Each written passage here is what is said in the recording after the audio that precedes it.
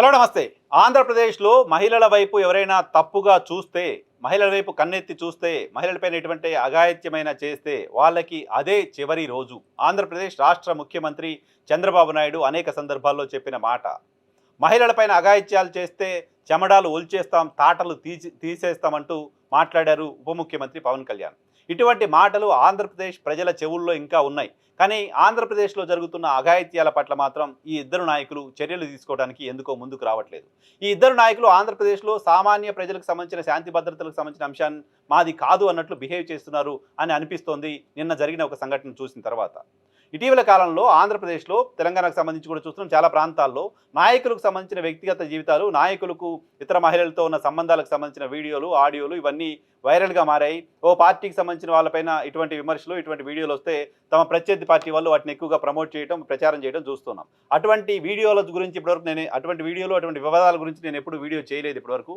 అరవ శ్రీధర్కి సంబంధించిన అంశం పేరు కూడా అనేక వీడియోలు వచ్చినప్పటికీ దానిపైన అవి వ్యక్తిగతమైన అంశాలుగా, లేకపోతే అవి ఎందుకు వస్తున్నాయో ఏంటో విచారణ జరగాల్సిన అంశాలుగానే చూశాను తప్ప వాటిని రాజకీయపరమైన కోణంలో మనం విశ్లేషణ చేయలేదు కూడా.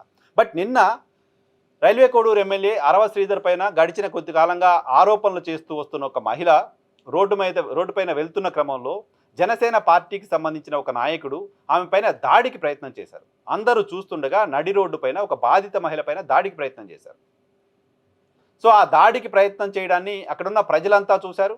వీడియోస్ ఉన్నాయి, ఫొటోస్ ఉన్నాయి. అక్కడ జరుగుతున్నదంతా అందరూ గమనించారు.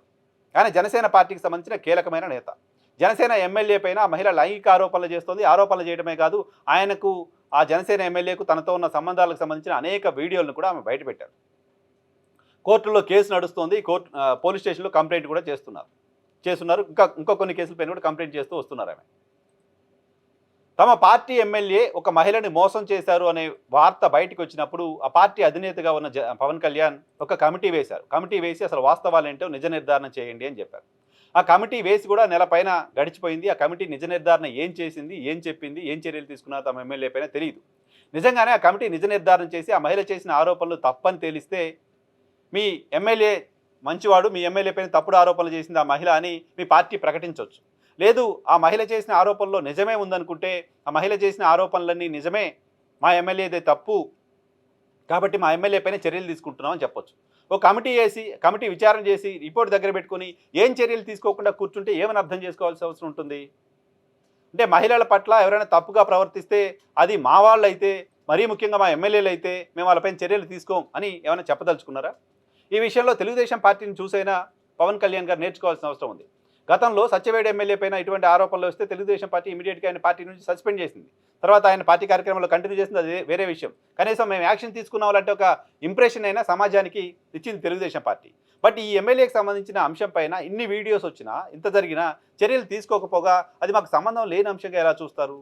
సరే, అది ఎమ్మెల్యేకి ఆ మహిళకు ఏం జరిగిందో ఏంటో, ఎందుకు వీడియోస్ బయటకు వచ్చాయో పక్కన పెడితే, ఓ మహిళ, ఆమె బాధిత మహిళ కాదు, ఓ మహిళ రోడ్డు పైన వెళ్తున్న క్రమంలో మీ పార్టీకి సంబంధించిన నాయకుడు కర్ర పట్టుకుని ఆమె పైన దాడి చేయడానికి వెళ్తుంటే ఆ వీడియోస్ కనపడ్డ తర్వాత కూడా దాన్ని ఇంకా నిజ నిర్ధారణ చేయాల్సిన అవసరం కూడా లేని సమయంలో కూడా జనసేన పార్టీ స్పందించకపోతే ఎలా?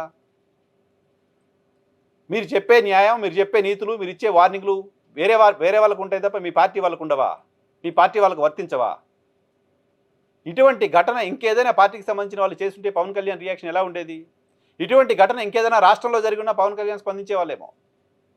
వేరే పార్టీకి సంబంధించిన వాళ్ళు చేస్తుంటే ఇమీడియట్గా నిమిషాల వ్యవధిలో, గంటల వ్యవధిలో స్పందించే వాళ్ళేమో.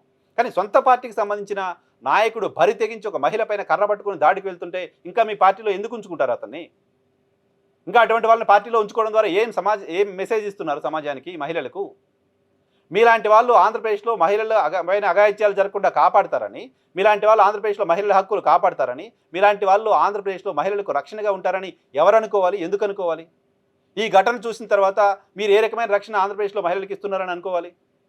సుగాలి ప్రీతి అంశానికి సంబంధించి మీ డబుల్ స్టాండర్డ్ పైన ఇప్పటికే అనేక విమర్శలను ఎదుర్కొంటున్నారు. సో దానికి సంబంధించి మీకుండే వర్షన్ మీకు ఉండొచ్చు. కానీ ఈ పర్టికులర్ అంశంలో కళ్ళ ముందు కనపడుతుంటే కూడా ఎందుకు చర్యలు తీసుకోలేకపోతున్నారు?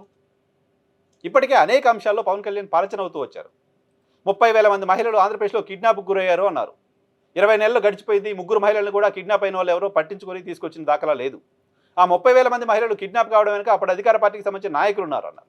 ఆ అధికార పార్టీకి సంబంధించిన నాయకులు ఎందుకు అరెస్ట్ చేసి లోపల వేయలేకపోతున్నారు? 30,000 మందిని కిడ్నాప్ చేసిన ఒక పార్టీకి సంబంధించిన నాయకులు అరెస్ట్ చేయాల్సిన బాధ్యత ఉంది కదా. 30,000 మంది కిడ్నాప్ అయిన వాళ్ళు ఎవరో చెప్పాల్సిన అవసరం ఉంది కదా. అప్పుడేమో నిరాధారంగా పనికిమాలిన ఆరోపణలు చేశారని అనుకోవాలా? లేదా ఆరోపణలు నిజాలైతే నిరూపించాల్సిన అవసరం ఉంది కదా. అవి ఆరోపణలు. అప్పుడు మనం గట్టిగా మాట్లాడాం, రంకెలేసాం, వార్నింగ్లు ఇచ్చాం, సవాలు చేశాం, చెప్పులు చూపించాం, ఇంకేదో చేశాం. ఇప్పుడు మీ పార్టీ వాడు ఒకడు కర్ర పట్టుకొని అతన్ని గౌరవించాలని కూడా అనిపించట్లా. అతని బిహేవియర్ చూసిన తర్వాత మీ పార్టీకి సంబంధించిన ఒక వ్యక్తి కర్ర పట్టుకొని రోడ్డు మీద మహిళలపైన దాడి చేస్తుంటే 24 గంటలు గడిచిన తర్వాత కూడా జనసేన పార్టీ వైపు నుంచి స్పందన లేకపోతే స్పందించడానికి ఇంకెంత సమయం కావాలి? ఇంకెన్ని రోజులు సమయం కావాలి? దీనిపైన కూడా విచారణ కోసం కమిటీ వేసి ఆ కమిటీ రిపోర్ట్ని దగ్గర పెట్టుకుని 2-3 సంవత్సరాల తర్వాత చర్యలు తీసుకుంటారా? ఆ మహిళ తప్పు చేసిందా? ఆ మహిళ ఏంటి? ఆ మహిళ క్రిమినలా? ఆ మహిళ బాధితురాలా? వేరే విషయం. ఈవెన్ క్రిమినల్స్కైనా, తప్పు చేసిన వాళ్ళకైనా, దోషులకైనా ఓ రక్షణ ఉంటుంది కదా. రోడ్డుపై నడుచుకుంటూ పోయే హక్కు వాళ్ళకు ఉంటుంది కదా. అటువంటి వాళ్ళపైన కర్రలతో దాడి చేసే అధికారం మీకు ఎవరు ఇచ్చారు? ఈ పార్టీకి సంబంధించిన వాళ్ళైతే దాడులు చేయొచ్చా? ఆంధ్రప్రదేశ్లో వేరే రాజ్యాంగం ఏమైనా ఉందా? పవన్ కళ్యాణ్ భవిష్యత్తులో మహిళల రక్షణ గురించి మాట్లాడాలంటే దీన్ని ఒకసారి గుర్తు చేసుకోవాల్సి ఉంటుంది కదా. మీ మనసులో ఒక గిల్ట్ని క్రియేట్ చేస్తుంది కదా ఇది. ఇటువంటి కార్యకర్తలపైన చర్యలు తీసుకుంటే మీ పార్టీకి సంబంధించిన వాళ్ళు ఎవరు ఇంకా ఇలాంటి పనులు చేయడానికి ముందుకు రారు కదా. సో పవన్ కళ్యాణ్ పలుచనైపోతున్నారు. పవన్ కళ్యాణ్కి ఇంకా సమయం ఎప్పుడు వస్తుంది వీళ్ళపైన చర్యలు తీసుకోవడానికి? ఇలాంటి చర్చ జరుగుతోంది. జనసేన పార్టీ ఇటువంటి వాళ్ళపైన చర్యలు తీసుకోకుండా తాత్సారం చేస్తే, ఆలస్యం చేస్తే భవిష్యత్తులో జరిగే నష్టానికి ఆ పార్టీయే బాధ్యత తీసుకోవాల్సి వస్తుంది. భవిష్యత్తులో జరిగే నష్టాన్ని ఆ పార్టీ బేర్ చేయాల్సి ఉంటుంది. అటువంటి నష్టాలకు రెడీ కావాల్సి ఉంటుంది. అంతేకాదు సామాన్య ప్రజల్లో కూడా, మహిళల్లో కూడా ఆ పార్టీ పట్ల చులకన భావం పెరిగిపోతుంది. ఆ పార్టీ మాట్లాడుతుంది తప్ప స్పందించదు అని అనుకునేలా చేస్తుంది. కాబట్టి ఇంకా ఆలస్యం చేయకుండా జనసేన పార్టీ ఆ నాయకుడిపైన చర్యలు తీసుకోవాల్సిన అవసరం ఖచ్చితంగా కనపడుతోంది. ఇంకోటి